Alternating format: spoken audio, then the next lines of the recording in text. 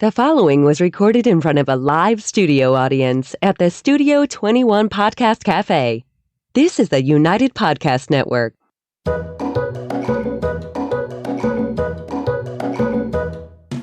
Welcome to the Quirky Dog Podcast, inspired by some of the quirkiest dogs you can ever imagine and the owners who love them. This podcast is brought to you by the quirky couple themselves, Scott and Jess Williams. Their aim is to educate and entertain. Here's Scott and Jess. Welcome, guys, and happy Wednesday. We're joining you here today from Salem, New Hampshire, and we have a very special guest with us. We have Barb Buchmayer from Missouri, and she is an expert on all things positive herding. I was super interested in her platform. She has authored a few books that we're going to talk about. But first, we're going to start with the quirky tip of the day. Oh, I stole his pig. We should have had a squeaky sheep on for this one. We kind of dropped the ball. All right, my quirky tip is Barbara's newest book, and it is called Enrichment Games for High Energy Dogs. I downloaded this on Kindle. I would highly recommend you guys get the paperback version of it. I love all the exercises. It'd be super great to be able to leaf through, even maybe take some notes with it. But I was super excited how some of the exercises were more advanced for dogs that may have had some preliminary training, and really some interesting stuff that you can like mentally stretch your dogs with at home. So that is my quirky tip. If you have not already picked it up, Enrichment Games for High Energy Dogs by Barb Buchmayer. Barbara, thank you so much for joining us here today. Thanks for having me. I appreciate it. Yeah, so tell us a little bit about your background in dogs and then kind of how you journeyed into this positive herding sector, because you're kind of a solo stance here. This isn't a big community. I'm really interested. Yeah, kind of the Lone Ranger out here. Yeah.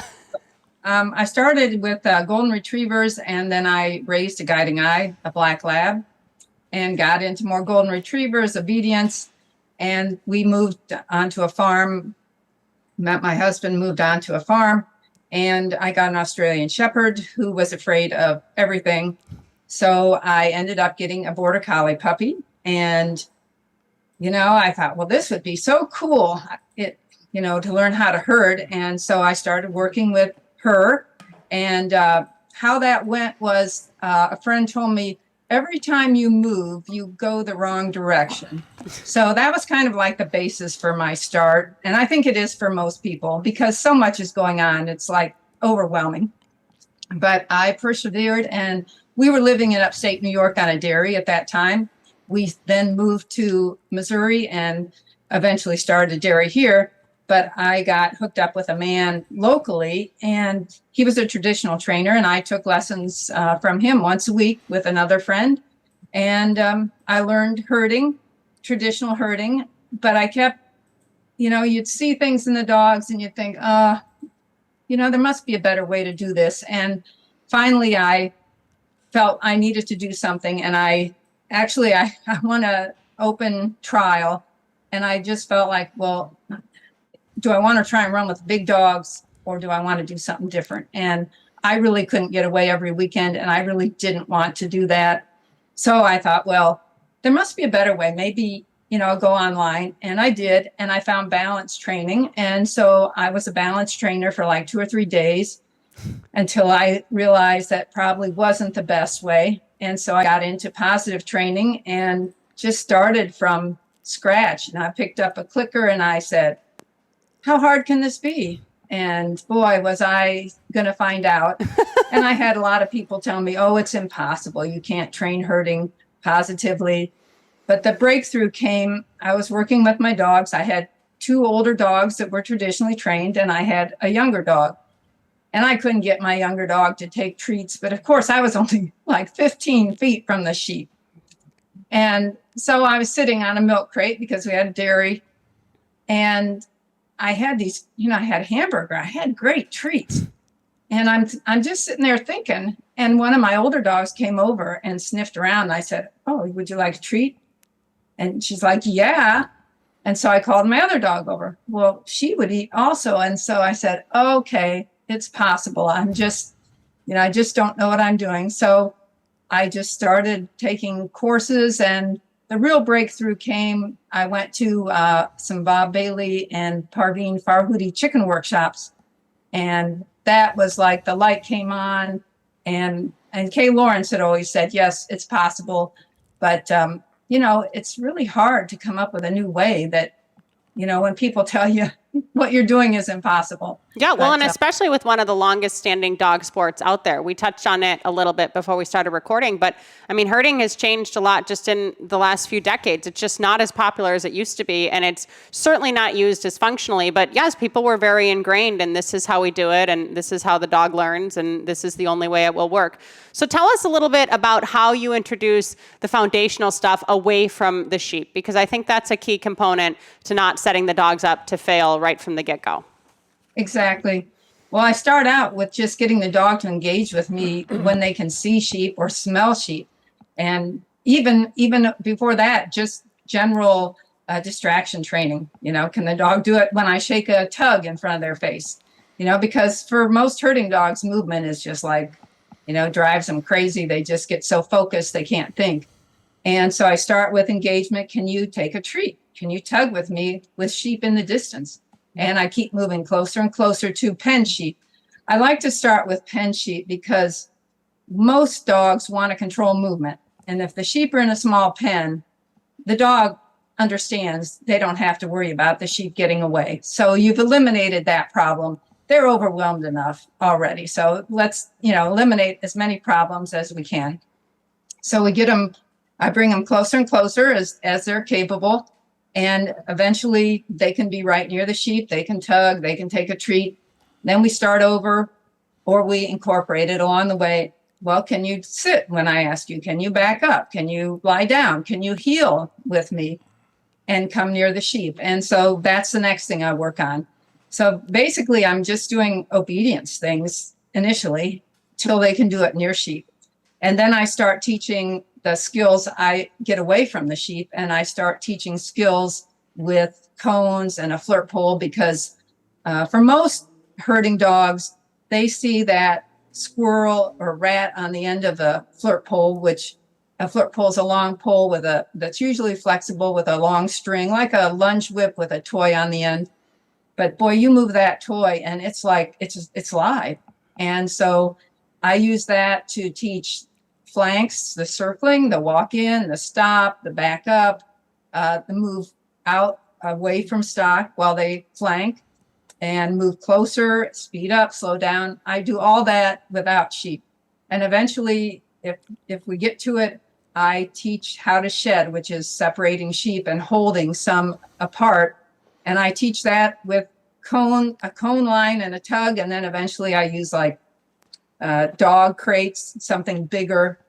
Sally, that I worked with from South Africa, she used barrels, 50-gallon barrels. And, the dog learns to come through when you call him and then turn what direction, your turn. So just basically trying to give the dog some idea. When you say, come by, or you say, back, they understand what you want. Before, it's tough enough when they're near the sheep to think, much less if they have no idea what you're asking them to do. Yeah, definitely. It's really out of the box thinking. I love it. And you had written a few books on positive herding before you have written this latest Enrichment Games book, correct? Yes. Okay. And what were those? Just explain a little bit about those. Were they just 2-part series, or how would people go to find those? Just tell our listeners and viewers a bit about that. Okay, they're Positive Herding 101 and 201. It started out as one book, but when it got to over 600 pages, I thought, well, this is a little much. So I split it into two. It takes in 30 years of my learning. It took 5 years of writing them. And so you can find them on Amazon, Dogwise, Clean Run, Barnes & Noble, Walmart, pretty much anywhere. And it's just, what I did was I worked with a woman in South Africa named Sally. She contacted me. She had Kay Lawrence there many years ago. And so she contacted Kay and wondered, she wanted to do herding with her dog. And so Kay gave her my name and we hooked up. So she wanted to start from using a puppy, and she was a very good positive trainer. She did agility and trick training, but she had never done any herding at all. And so she was looking for a herding puppy in her area, Border Collie. So she talked to all the local people that she had made contact with, and no one had one. So she found an ad in the paper. And of course, every ad says from working lines. I mean, it just, that. So she calls this fella, and he's like 4 hours away. And he says, well, all the pups are gone except one ugly half white faced bitch. And she said, I'll take her. And so that is how she picked her dog and started as a puppy. And so it grew from there, and we worked through Skype and email and YouTube, and she became South Africa Junior Reserve National Champion with this dog.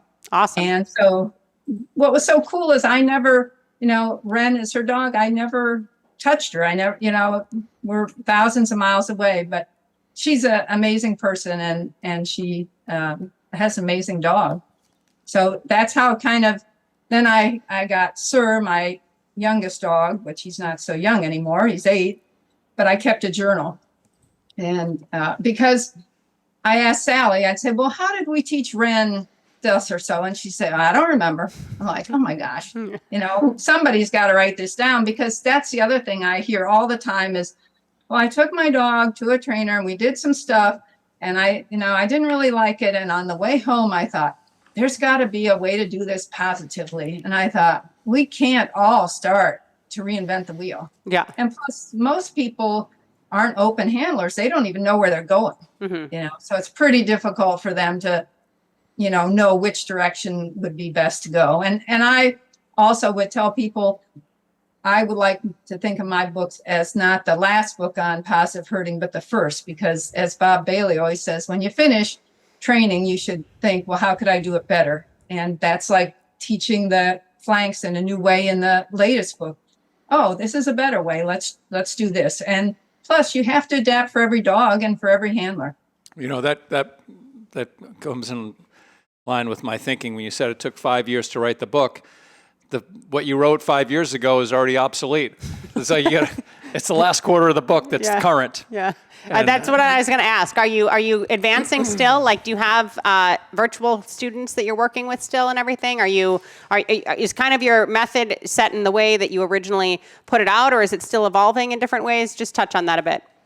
I'm sure it's evolving because even with this new book, people have taken it and been so creative with the games. Yeah. It's like a woman in a wheelchair said, well, I figured out how to use it and, how to play the games. And, someone who one of the main or the beginning games is get on base. And a woman said, well, I took my base to the vet with me and my dog was more comfortable. So I always am looking for ways to advance. Every time I'm working with my dogs, I'm, well, how does this work? How could we do it better? And I did a workshop in Georgia, and I'm doing one in New York this fall. And when I work with the dogs, you kind of look at what they're doing, and then you say, well, what if we tried this? Would that set them up, at a better place to start? Or how about this? And so it was interesting because, for one person, we were trying to teach her dog walk in. And so she would set her dog up about 20 feet from her, and then she would go over and call her dog. Well, the dog would run to her. Well, we needed a nice pace, Mm-hmm. So I said, okay, well, try leaning over and holding the tug. So you're giving your dog a little bit different stimulus picture to look at. Well, that sort of did it.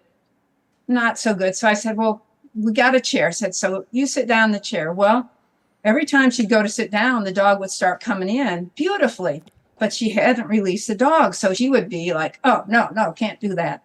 So I said, after the third time, I said, now listen, you're getting just what you want, the behavior you want, but you're going to lose it because you're not marking or reinforcing it. So I said, we're going to do this. The cue is going to be when you sit down. It's not going to be the release. And so I said, later, you can always add a new cue. Yeah. And so that's what she did. But, this dog was just coming in so beautiful. And she's like, oh, no. Yeah. Like, yes, that's what we want. You're missing your moment. Yeah.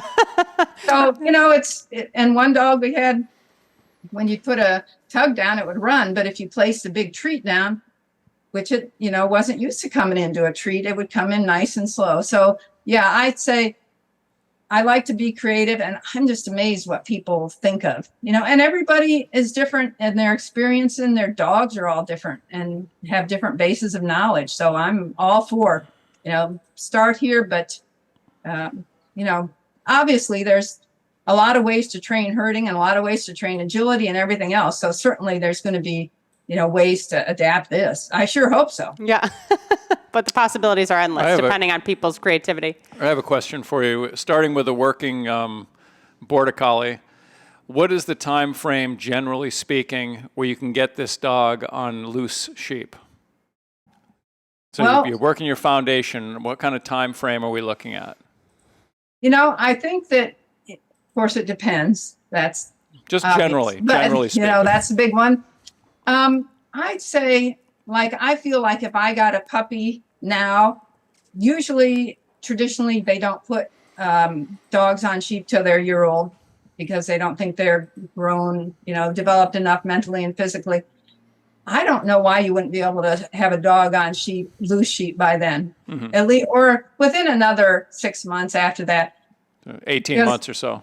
Yeah, because I learned so much with this first, working with these dogs. And the thing is, a lot of traditional trainers, they train a lot of dogs. I mean, they go through dogs like water.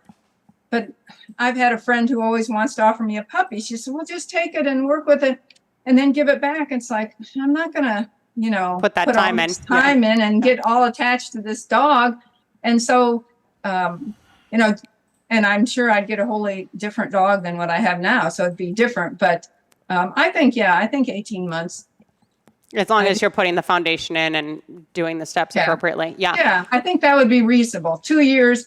And, a lot of dogs don't even turn on that early. So, some are turned on at 8 weeks. I mean, but others aren't. And so I think if you're a good trainer, and I always say that the better trainer you are, the less no reward markers or punishment. I use no reward markers, but only for if the dog lunges at the sheep, because there has to be some consequence because that's so inherently reinforcing, do this. And it's the least punishing way I can come up with. But I really believe the better trainer you are, the least punishment, the less you have to use because I've seen some really good trainers train like the Mondio ring and they've got some really highly motivated, aggressive dogs, and they've done amazing things, but they are, probably a lot better trainer than I am. Well, definitely. Yeah. Well, and it just goes back to the foundation again, especially when we're talking about the high drive dogs and a high value sheep is high value. Protection suit is high value. There's a lot of high value there.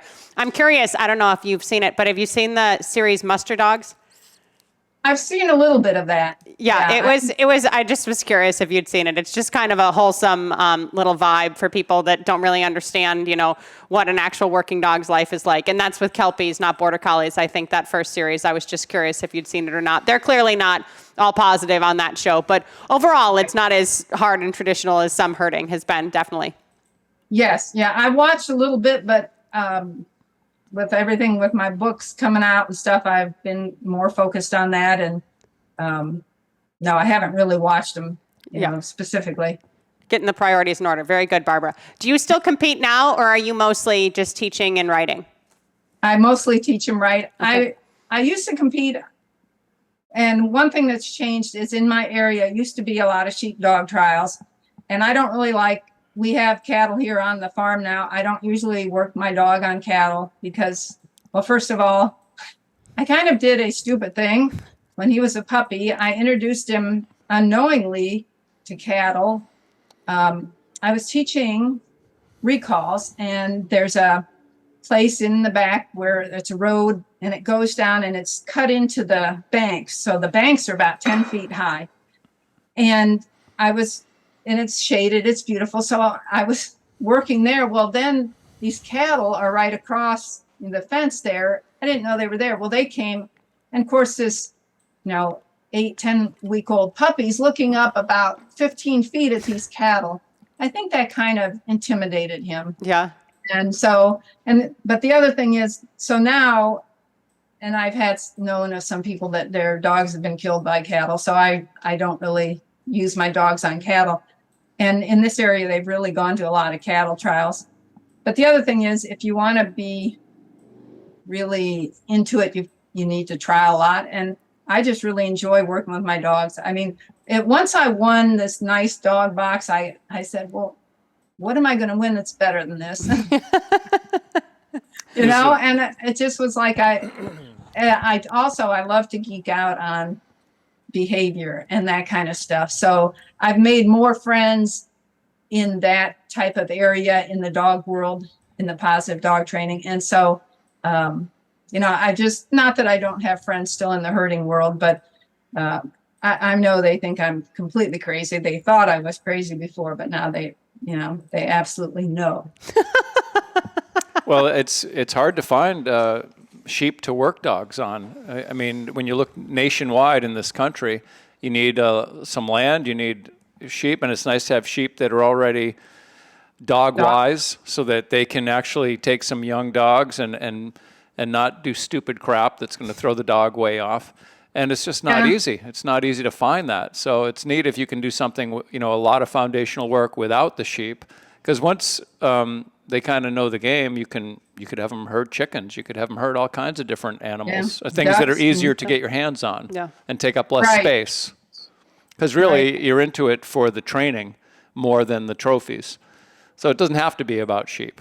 And the cattle, they are much more aggressive. I mean, the cattle dogs are much tougher than the sheep herding dogs, or the border collies, for example. You know, border collies are not stupid. They get kicked in the head once, and they're like, this game sucks. I'm not excited about this, you know? That's one thing about those Kelpies. I mean, one of those Kelpies went airborne, and he was a little cattle shy for about 15 minutes, and then he's like, okay, I'm ready to go back in. I mean, there's not many dogs that are going to jump back in the game after getting kicked and going airborne, you know? Well, and I think with less sheep available, and Scott is right, I was herding, I don't know, 5 or 6 years ago, but I was driving 2.5 hours in Massachusetts, you know, to go to Western Massachusetts. And I've asked around here, and there's just not a lot in the New England area especially. But the dogs we all still get border collies, whether we're doing agility with them or not. They still have this natural herding instinct, right? So it's so nice for the dogs that have that innately in them to allow them to, you know, access that and, you know, build on that and everything else. So if it starts with these foundational games, great. The majority of border collies that I run into are herding children at kids' parties. All the wrong and things. Everyone's upset about it. You know?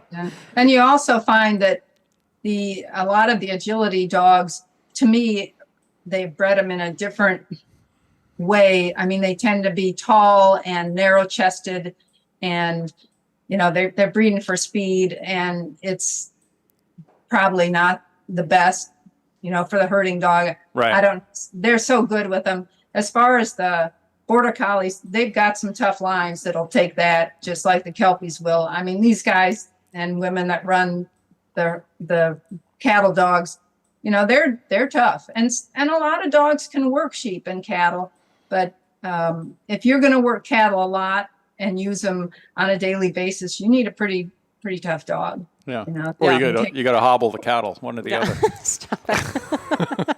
I wanted to ask, and outside of methodologies, balanced or positive or anything else, what do you think the number one place we can improve in the sport of herding and the discipline of herding is? What do you see as like the most common mistake that people are kind of making across the board?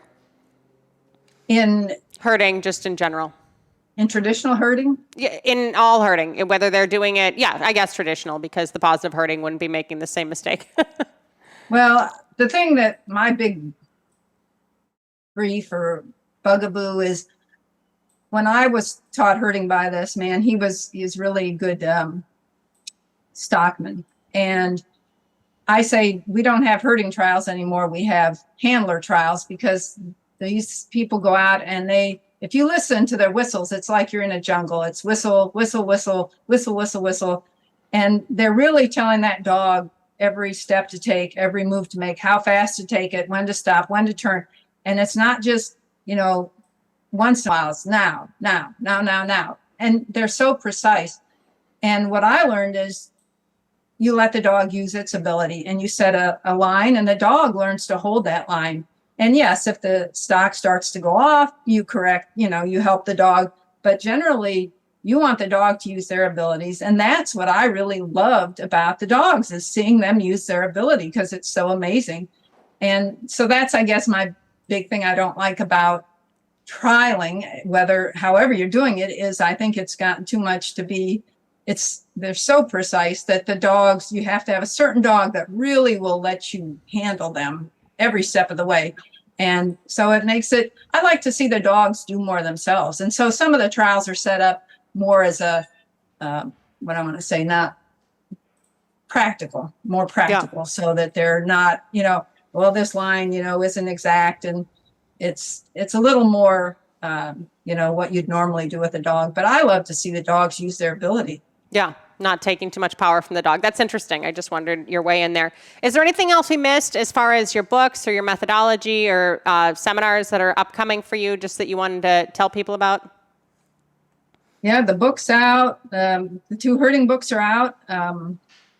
The Enrichment Game book is out, and it's something that I think a lot of people, if they're unsure, they could do that with their dog before they jump into the herding book. The herding books are much more, I'd say, detailed, and there's like a lot of learning theory in them. And the Enrichment Games book is more user-friendly, I'd say. It's for pet owners or advanced people. There's different things in there that I think most people haven't seen, different games that they can play. And so, I don't know, it's been kind of fun to see the difference. The people that have been into the herding books have been more looking to compete eventually. And the people in the Enrichment Game book are more looking to do something fun with their dogs and, build some skills, maybe some self-control, and build their relationship. And so it's interesting. The feedback I get on the herding books is more, well, does this work? And how do you do this? And on the Enrichment Games book, it's, oh, this is so cool because, we did this and it's better than fetch. And they're just happy just to be doing it. There's like no worry about competing because, there aren't any competitions for Enrichment Games. Yeah, well, and I'm glad you touched on that with the self-control aspect, because as I was leafing through it last night, I mean, when you mention agility dogs, while they're built differently, a lot of these dogs are way over-aroused and have a really hard time with, whether it be trial stress or just the over-arousal of equipment, maybe their foundation was off too. So all of those games would transfer beautifully towards them as well, just to get in a more thinking brain and start processing better and have a better working relationship with the handler as well. It's not just specific to people who are just pet people that want a little something else or just herding. That book is good for all eye arousal dogs for sure. Right, and so we've got a lot of good foundation stuff that I was surprised that some people have, said, oh, I do agility, obedience, and rally, and then they show me a video and it's like, well, I think you need some foundation skills here. Yeah. I like that a lot of these enrichment games, not that I've gone through the book, but they're interactive. Yeah. So you're building engagement at the same time, because a lot of people these days, enrichment means they buy them a puzzle full of food, and the dog goes over and just starts scratching at this thing for 20 minutes until all the food's out of it. There's no engagement. The dog is just, their energy is completely off of the handler. And and then they get a snuffle mat, and then they stick peanut butter on the wall, and they're doing all this stuff that's supposed to be, it kind of falls under this enrichment baloney to me.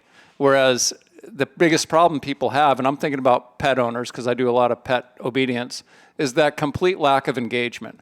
The dog is completely checked out, has no interest in the owner is the most boring human in the area, So it's nice if you can get them to see the owner and they're building value in their relationship when they're working together. So then now they can become teachable, because if you don't have their attention, you don't have anything. And even if it doesn't matter what tools you're using, whether it's enrichment games or compulsive tools, it's the same thing. If they don't care, they don't care. You take those tools off, the dog is gone again because they don't care, Yeah, no, there's a lot of team building. And again, I was really impressed with how advanced a lot of the exercises were. I've been training dogs for decades, and I was like, oh, I love that. Like that, there's some sexy stuff in the book. It's not just like, point and shoot and teach a little sit stay. So I'm really impressed with it. And if you guys are in any discipline on dogs, I would highly recommend you check it out. And then are you going to be anywhere in person, any seminars or anything coming up that people should know about? Yeah, I'll be in New York State, upstate New York, near Albany, September, I think it's the weekend, 22nd, 23rd, 24th. I'm doing a herding workshop 2 days, and then I'm doing an Enrichment Games workshop on the Sunday. So it's Friday, Saturday, and Sunday. Okay, great. Perfect. And we'll put links in the show notes and stuff of how you guys can reach Barbara. But thank you so much for joining us. And thank you so much for what you're doing for the dog community. Really, like, this is some really cool out of the box thinking. And it's important. If people do want to do herding, the access to sheep is a problem in and of itself. So the more foundation that you can teach away and bring these great skills to your herding instructor, the easier the journey is going to be for all parties, I feel. So thank you for the work you've done. Thank you. I appreciate it. Yeah. Anything else, sweetie? No, it sounds good. So you're going to bring all the sheep with you up to upstate New York? They have sheep. Oh, it's perfect. There you go. Great. Yeah. Great. Cool. All right. Good. Thank you so much for joining us. You guys, we will see you next Wednesday. We're almost heading into October. Thank you so much for joining us again, Barbara, and be sure to check out her links in the description. And in the meantime, you guys, also the Enrichment Games, I can't even talk about those enough. And in the meantime, keep it quirky. Thanks, Barbara. The views and opinions expressed by the hosts, guests, or callers of this program do not necessarily reflect the opinions of the Studio 21 Podcast Cafe, the United Podcast Network, its partners, or affiliates.